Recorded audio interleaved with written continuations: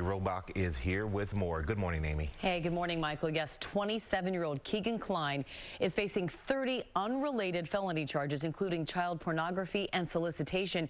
He's not facing charges related to the Delphi murders, but according to this newly revealed transcript, police think he knows a lot more than he says.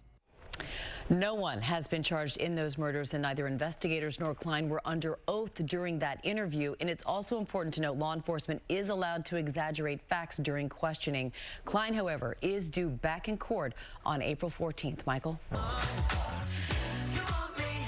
Good afternoon, everyone. Thanks for joining us on this Tuesday for What You Need to Know. We're very happy you're here with us. TJ is on assignment. We saw him running through campus at his alma mater. He's going to be rising and shining with everyone from Arkansas tomorrow, so stay tuned for that. But in the meantime, we're holding down the fort, aren't we? Yes, we have, of course, Chief Medical Correspondent Dr. Jen Ashton as we track all of the day's major developments, and we are keeping an eye on this big number. Take a look. COVID-19 related hospitalizations across the U.S. seem to be holding steady. That number is 16,000, with some regions seeing upticks in just the past 7 days, especially here in the Northeast. But Dr. Jen, we are continuing to see that decline in death rates, in overall cases.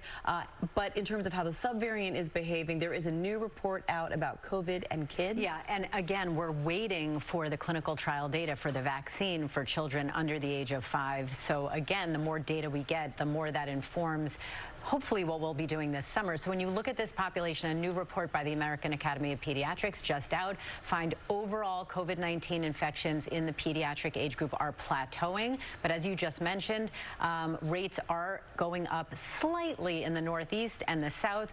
Overall, since the beginning of the pandemic, there have been just under 13 million children infected with this virus. Again, that's thought to be an underestimate because many tests were not reported to the state or the government. And this is the most important number, Amy, as parents, low risk of hospitalization in kids. We can actually put a number to that. It's about 1 in 1,000 up to 1.5 in 100. Those are the numbers that parents, pediatricians, anyone with a child in their life need to remember.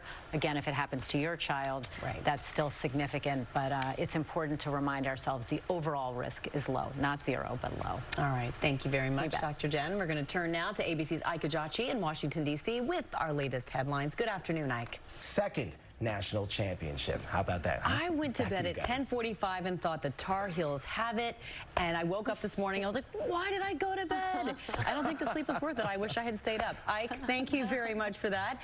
And there is much more ahead right here on GMA3 on this Tuesday. He launched into Welcome back to GMA3. That was video of NASA astronaut Mark Vande Hei coming home after a record 355 days in space, breaking the record for the longest single space flight in history by an American, and we are honored to have Mark joining us now. First of all, congratulations, and I have to know, as we watched you make that landing after a year in space, what was that moment like to be back on Earth and to know you had made history?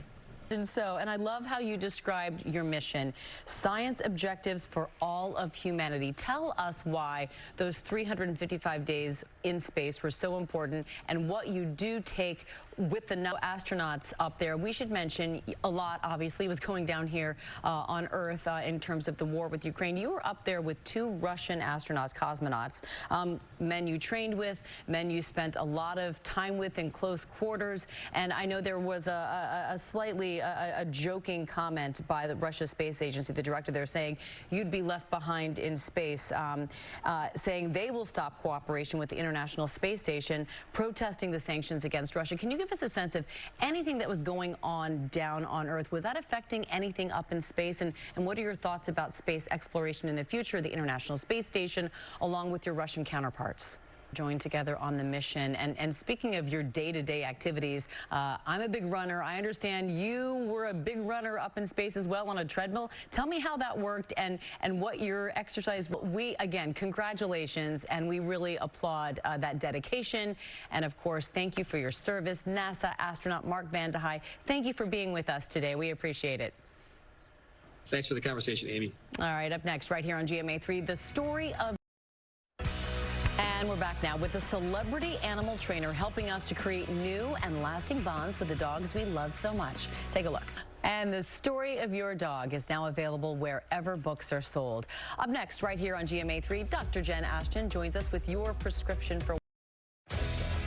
Welcome back to What You Need to Know, GMA3. Dr. Jen Ashton here. An article in the New York Times catching all of our eyes, discussing psychedelics. There's certainly a rise in popularity of some shows that we've talked about. I've talked about mushrooms and their potential health benefits or enlightenment that may occur because of. Exactly, and it's really interesting, Amy. This article talks about specifically a psychedelic known as psilocybin, which is the psychedelic component of some types of mushrooms, used in conjunction with psychotherapy to help treat various psychological or psychiatric conditions like anxiety, PTSD, depression, even some eating disorders. There is burgeoning research in this area. We've seen it in popular culture, in some TV series. Nine Perfect Strangers. Nine Perfect Strangers, exactly, which was really entertaining. But there's clinical trials going on, one in particular at Johns Hopkins. There's funded study and research by the National Institutes of Health. It's not quite ready for prime time yet. There are still a lot of questions about how long the efficacy lasts, what combinations of psychedelics with psychotherapy are most effective. Obviously, there can be risks. It's expensive, the access to it.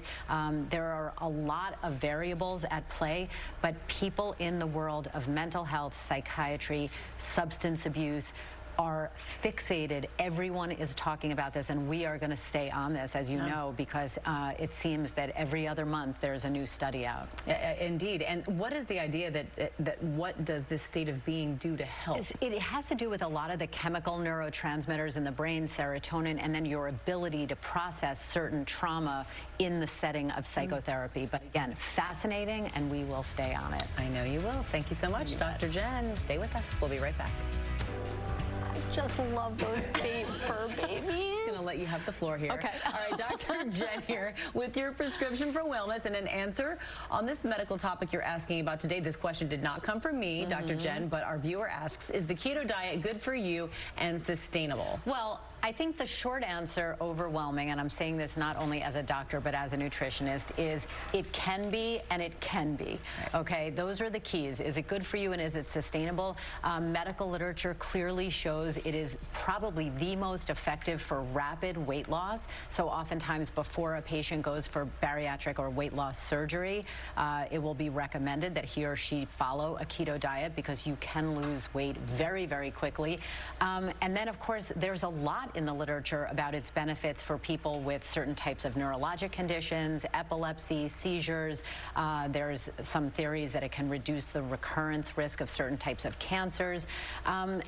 Is it for everyone? No. But can it be part of a healthy eating plan? Absolutely. You've been following it for six years now. I mean, and look, I'm not always strict with it. I would consider now I've kind of ebbed into a low carb diet. Right. Because it is when you actually are in a state of ketosis, that is an extreme way to live. That's right. And I think the nutritionist will say that what you're missing is potentially fiber, whole grains, some other fruits and vegetables that really, if you're strict keto, you're going to be avoiding.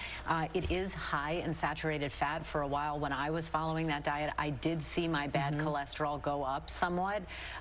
Which is part of the reason why I'm now pescatarian. But I think, you know, it's not for everyone. If you want to follow any type of diet, whether it's strict or not, ideally you want to have a healthcare provider and or a dietitian or nutritionist on board, or at least do your research. Like you say, one size does not fit all. That is correct. All right, how about your prescription for wellness Okay, today? very timely because, of course, we're going into the spring, so a lot of people having some seasonal allergy symptoms, but there's still COVID around and there is still the common cold. How do you tell the difference? So my top three kind of generalizations here. COVID-19, absolutely more likely to give you symptoms in your chest and body aches that obviously you wouldn't see with a regular cold or allergies. Fever can be absent in all three of these conditions. Obviously, with allergies and a common cold, you don't normally have a fever, but only about 35% of COVID cases are accompanied by a fever. And then time length or duration. Allergies, as we know from our friend TJ, can persist for much longer than 10 days.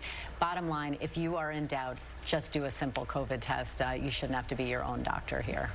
Yes, nor do we want to be. Thank you very much, Dr. Jen. And you can submit your questions to Dr. Jen on her Instagram at Dr. J. Ashton. We're going to turn now to the rise in crime facing so many of our nation's major cities, from right here in New York City, where crime is up nearly 45% compared to this time last year, to Chicago, where crime is up 36%. Thank you. Welcome to GMA3. We appreciate your time today. And yes, overall crime in Seattle up 10% in 2021. Violent crime, as we mentioned, up 20%. Why do you think this is happening? Is it pandemic related, or is it something else, or a combination of things? Marked a 10-year high for shootings in Seattle, with a 43% increase over 2020. What do you do? How do you combat those numbers? How do you bring them down? Is something you call relational policing. What is that, and how will it work? It was a rough year for policing, and to speak to that specifically, more than 350 Seattle police officers have either resigned or retired since that year. How has recruiting been going? What can you do? What can you tell the community to entice good men and women to step up and become police officers? Give us an idea. You know, you're talking about how understaffed and how recruitment's going right now within your police force. And on top of that, a significant rise in violent crime. How are your police officers doing who are out there in the field day in and day out? What's the morale like? How are they feeling? Give us a sense of what your department's going through, not just, you know, from a physical, logistical standpoint, but an emotional one. Chief Adrian Diaz, we certainly appreciate your time today. Thank you for being on the program. Thank you so much for having me. All right, up next right here on GMA3, Faith on the 50-yard line. Welcome back to GMA3. We turn now to the controversy in the Seattle suburbs with potential nationwide impact. A high school football coach hoping his post-game prayers will score a victory before the U.S. Supreme Court next month. ABC's Devin Dwyer has the story. And we thank Devin for that report. Up next right here on GMA3, the stirring reinvention. Welcome back, everyone. The legendary Irish dance phenomenon Riverdance is celebrating their milestone 25th anniversary tour as they visit over 40 cities across North America, and they are here today with a special performance. Welcome, everyone, the cast of Riverdance. And Maggie, you are the lead dancer. Tell us what we can expect from this special anniversary tour. You can expect extravaganza of talent, of great music. It's the same show that we all know and love, just a little bit brighter, newer, fresher. Well, you guys look amazing, and we are excited to get right to it. So without further ado, the cast of Riverdance performing Anna Levia.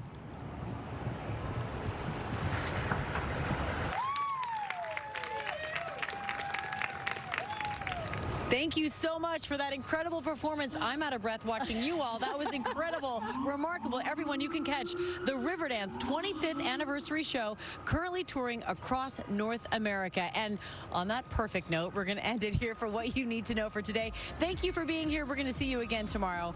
For TJ, for Dr. Jen Ashton, and all of us here at ABC News, have a great Tuesday, everyone.